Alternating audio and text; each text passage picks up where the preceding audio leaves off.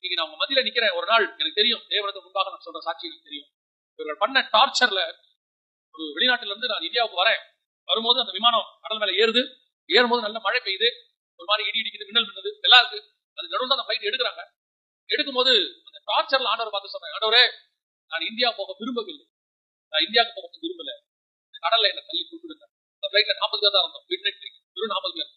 ஆண்டவரை இப்படிதான் சொன்னேன், ஆண்டவரே எனக்கு 40 பேர் தான் இருக்கும், இல்ல நீங்க எனக்கு கூப்பிடுங்க, இந்தியா போக விரும்பல. நான் சொல்லுவேன், ஒவ்வொரு நிமிஷம் தகப்பன் தன் பிள்ளையை சுமந்து கொண்டு வருவது போல என் தேவன் என்று சுமந்து என்னை அழித்து விட வேண்டும் என்று நினைத்த மனிதர்களுக்கு மத்தியில் நான் வாழ வேண்டும் என்று நினைத்த ஒரே ஒரு தேவன் அவர் மட்டும்தான்.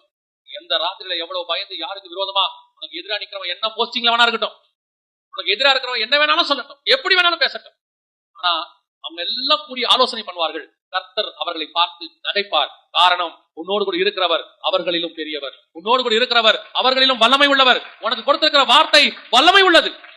அந்த வார்த்தை வல்லமை உள்ள வார்த்தை, உன்னை ஒண்ணுமே செய்யாது. உனக்கு விரோதமாக இருக்கிறவர் தேடியும் நீ காணாது இருப்பார். ஆனால் உன்னையோ கர்த்தர் உயர்ந்த அடைக்கலத்தில் கொண்டு போய் வைப்பார். எங்கே உன் தலை தாழ்ந்ததோ அங்கேயே உன் தலை உயர்த்தப்படும். யாருக்கு முன்பாக நீ கூனி குறுகினாயோ அவர்களுக்கு முன்பாக தலை நிமிர பண்ணுவார். அந்த தேவன் தான் உன்னுடைய தேவன். அவர் கொடுக்கிற வார்த்தை அப்படிப்பட்ட வார்த்தை, அதை நீ நம்பணும்.